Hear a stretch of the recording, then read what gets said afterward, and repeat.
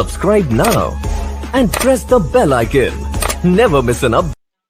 नमस्कार साथियों, क्रांतिकारी युग चैनल में आप सभी का स्वागत है। आज बिलासपुर में परिसंघ का एक दिवसीय संगोष्ठी रखा गया था, जिसमें परिसंघ के राष्ट्रीय महासचिव डॉक्टर ओम सुधा जी आए हुए हैं। आइए उनसे बात करते हैं। सर, परिसंघ का क्या उद्देश्य है एवं परिसंघ क्या है? हमारा संगठन अखिल भारतीय परिसंघ देश के एससी, एसटी, ओबीसी और माइनॉरिटी समाज के जो सरकारी कर्मचारी हैं, जो एक्टिविस्ट हैं, इस समाज के जो लोग हैं और खास पूरे अगर सही तरीके से कहें, सही मायने में, तो परिसंघ आज की तारीख में अखिल भारतीय परिसंघ इस देश के दलितों, पिछड़ों, आदिवासियों, महिलाओं, वंचितों की आवाज का नाम परिसंघ है।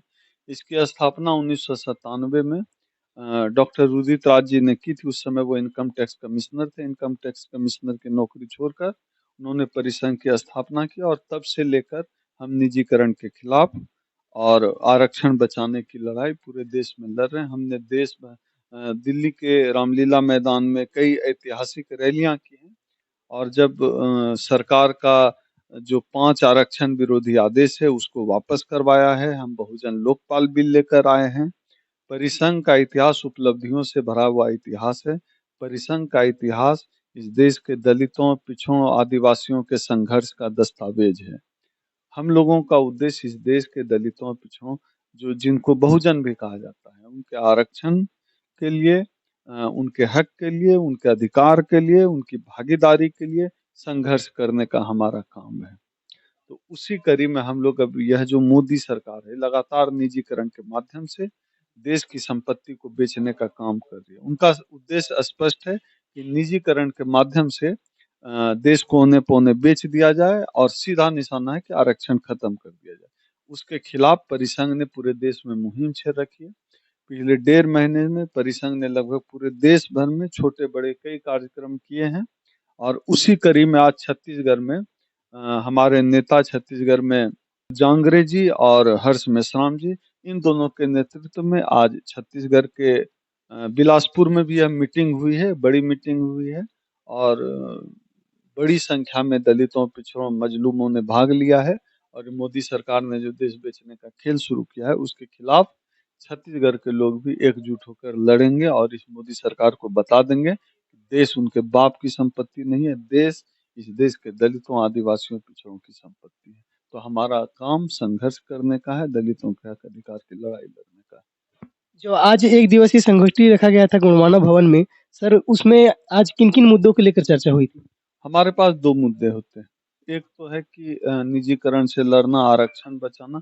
दूसरा है दलित उत्पीड़न के खिलाफ आवाज उठाना। 2014 से पहले जब मोदी जी देश के प्रधानमंत्री नहीं थे, तो देश में दलित उत्पीड़न की जो दैनिक घटना होती थी 3 होता था, वो दुगना हो गया। दलित उत्पीड़न की घटनाएं, दलित महिलाओं के साथ बलात्कार की घटनाएं लगभग दोगुनी हो गई है वह रफ्तार। तो उसके खिलाफ एक तो हम आंदोलन भी करते हैं और उस कड़ी में यहाँ के लोगों को भी जगाने का प्रयास किया गया।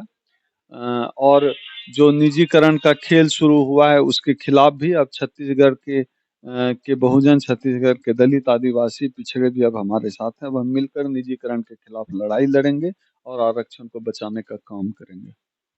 आगे परिसंघ का किस प्रकार की रणनीति रहेगी सर? जो मोदी सरकार द्वारा जिस प्रकार से आरक्षण के खिलाफ और निजीकरण किया जा रहा है, उसके प्रति जो इसके विरोध में परिसंघ द्वारा किस प्रकार की रणनीति रहेगी? देखिए 2 अप्रैल 2018 को देश के दलितों, पिछड़ों ने, आदिवासियों ने आंदोलन के माध्यम से बता दिया था जब एससी एसटी एक्ट के खिलाफ मोदी सरकार काला कानून सुप्रीम कोर्ट के कंधे पर रखकर लाई थी। हमने आंदोलन के रास्ते बता दिया था कि यह नहीं चलेगा।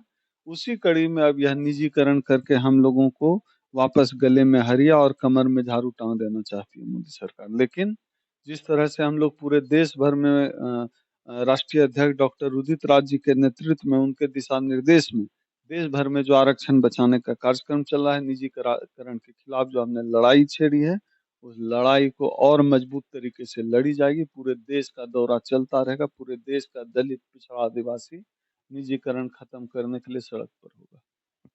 सर, जिस प्रकार से बहुजन समाज धीरे-धीरे विखंडित होते जा रहा है, एक-एक छोटे-छोटे संगठनों में बढ़ते जा रहा है, उसके बारे में आप क्या कहेंगे?